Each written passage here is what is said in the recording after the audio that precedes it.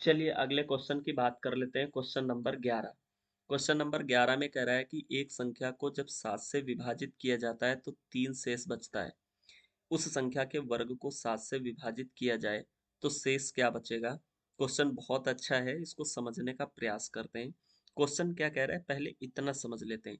Question कह रहा है कि एक संख्या है, मान लेते हैं n। इस संख्या को 7 से विभाजित किया जाता है तो पाया गया कि शेष 3 बचता है। अब हम इसी संख्या के वर्ग को अगर 7 से विभाजित करेंगे तो शेष क्या बचेगा, ये पूछ रहा है। ठीक है, तो आइए समझते हैं कि इसके पीछे के कॉन्सेप्ट क्या है। देखिएगा, मान लेते हैं एक संख्या है मेरे पास, इसको मैंने 10 से भाग दिया तो शेष कितना बचा, 2। अगली संख्या मैंने ले ली 144, इसको 10 से भाग दिया तो शेष कितना बचा, 4। नेक्स्ट नंबर ले लिया है 1728, इसको 10 से भाग दिया तो पाया कि जो शेष है वो कितना है, 8। फिर अगली एक संख्या और ले ली 36/10, इसको मैंने 10 से भाग दिया 36 को तो शेष कितना आया, 6। यहाँ से आप एक चीज देखेंगे कि पहले मैंने 12 को 10 से जब भाग दिया है तो शेष कितना बचा है, 2।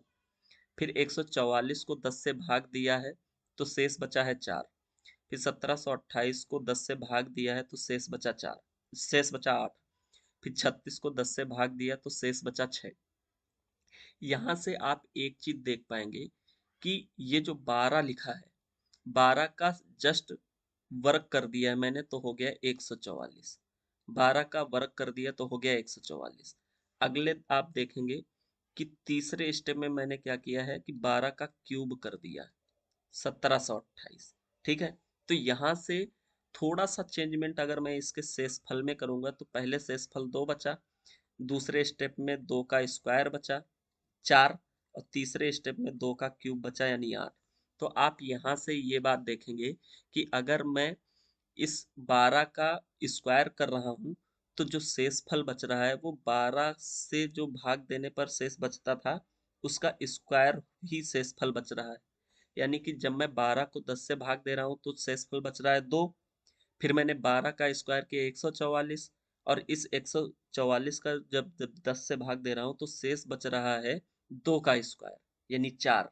फिर मैंने 12 का क्यूब को अगर 10 से भाग दिया तो शेष बच रहा है इस 2 के क्यूब में। इतनी सी बात समझ में आ रही है, इतनी बात समझ में आई।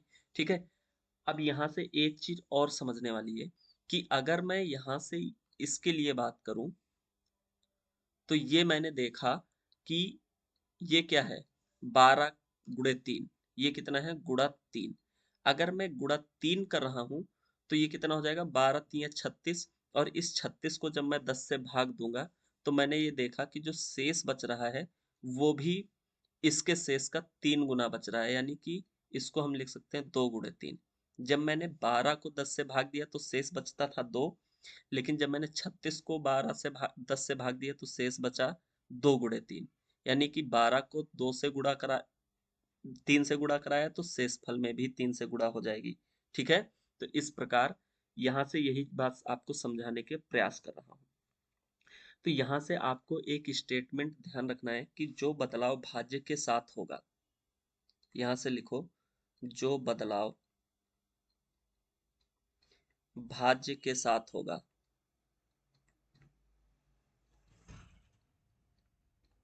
वही बदलाव शेषफल के साथ भी होता है, वही बदलाव शेषफल के साथ भी होता है।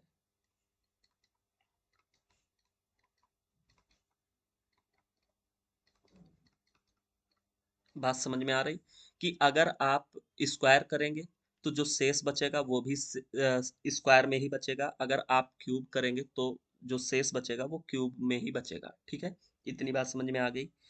जैसे अब एक मैं एग्जाम्पल ले लेता हूँ, एक एग्जाम्पल ले लेता हूँ।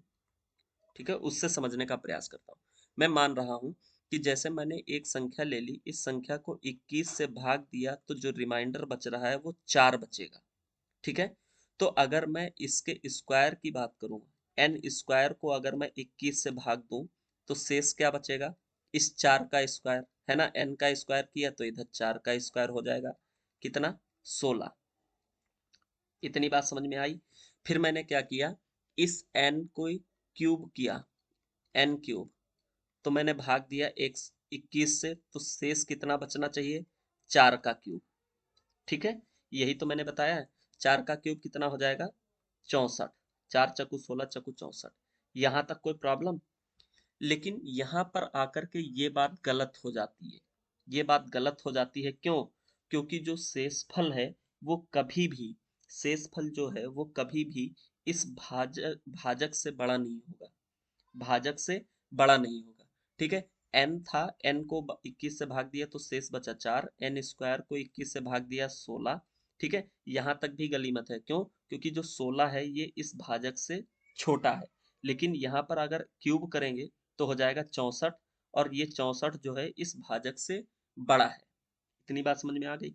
तो जब भी अगर भाजक बड़ा आ जाए तो जो भी भाजक आएगा, जो भी शेष आएगा उसको फिर से 21 से भाग दे देंगे, फिर से 21 से भाग दे देंगे, और इसको कट करेंगे तो ये कितना आ जाएगा, 21 तिया 63, तो एक शेष बचेगा, 21 तिया 63 और एक शेष बचेगा।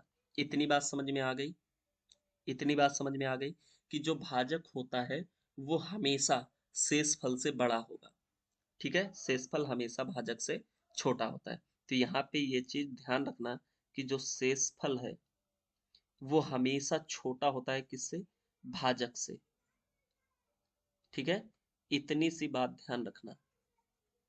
अगर शेषफल भाजक से बड़ा आ रहा है तो फिर हम उसको भाजक से फिर एक बार भाग दे देंगे, और जो भी शेष आएगा वो उसका शेषफल हो जाएगा। इतनी बात समझ में आ गई? ठीक है, अब हम इस क्वेश्चन पर बात कर लेते हैं। उम्मीद करता हूं इतनी सी बात समझ आ गई होगी। अब देखिए क्वेश्चन क्या कह रहा है। क्वेश्चन कहता है कि एक संख्या को जब 7 से विभाजित किया जाता है तो 3 शेष बचता है। एक संख्या है n, इसको 7 से विभाजित किया गया तो 3 शेष बच रहा है। बात इतनी क्लियर हो गई। फिर कह रहा है कि उस संख्या के वर्ग को, ये संख्या है इसका वर्ग किया कितना हो जाएगा, n स्क्वायर। इसको 7 से विभाजित करेंगे तो जो शेष बचेगा वो भी तो इसका ही स्क्वायर बचेगा, 3 का स्क्वायर, 3 का स्क्वायर बचेगा। तो ये कितना हो जाएगा, 3 तिया 9। ठीक है, चूंकि मैंने बताया है कि जो भाजक है, भाजक हमेशा बड़ा होना चाहिए शेषफल से।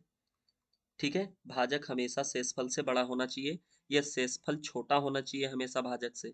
तो अगर हम n का स्क्वायर कर रहे हैं और 7 से भाग दे रहे हैं तो जो रिमाइंडर होगा उसका भी स्क्वायर हो जाएगा।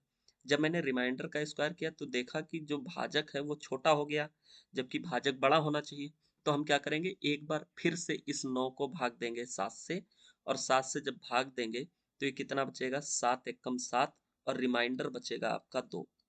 7 एकम 7 और रिमाइंडर कितना बचेगा, 2। तो इस प्रकार ऑप्शन नंबर सी इस क्वेश्चन के लिए सही हो जाएगा। उम्मीद करता हूँ इतनी बात समझ में आ गई होगी। अगर वीडियो पसंद आया है तो प्लीज लाइक करें, शेयर करें। मिलते हैं नए वीडियो में एक नए क्वेश्चन के साथ। Thank you.